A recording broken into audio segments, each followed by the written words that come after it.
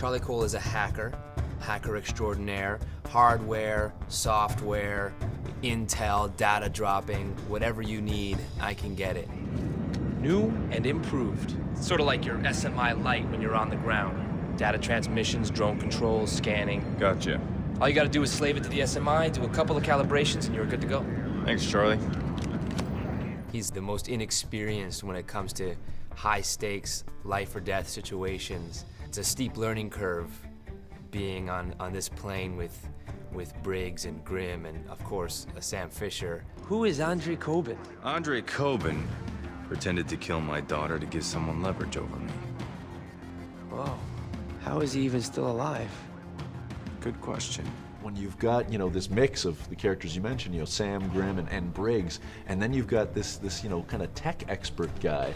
How does that, how does your role get into that? How do you fit amongst the dynamic? Well, there's a lot of animosity between Grimm and I, and we are familiar with each other from the get-go in this game. And I think, Grimm is a very by-the-book practitioner, and Charlie is more willing to bend the rules of law, which is, I think, where he sees eye to eye with Sam, because Sam's, in his own way, will do it his own way.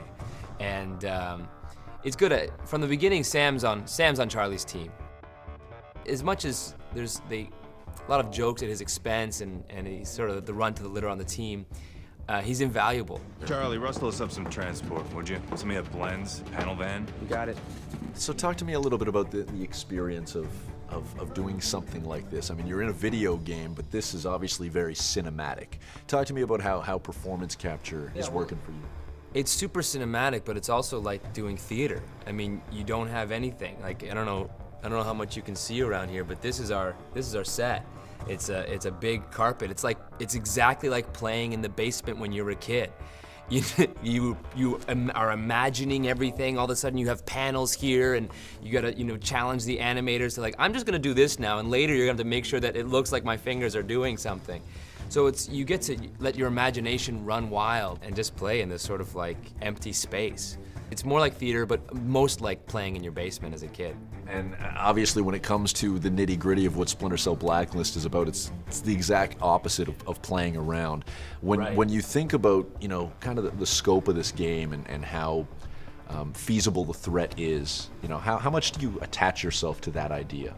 Again, Not getting into details, but people are dying, and especially for my character who's not used to that, I find I can identify with that. You're around all these people going, oh yeah, someone else has just been killed, all right, we need to move on, we need to do this tactical operation needs to happen, and it's like, whoa, hang on a second, someone's just died, and you kind of want to, take a moment and sort of process that, but there isn't,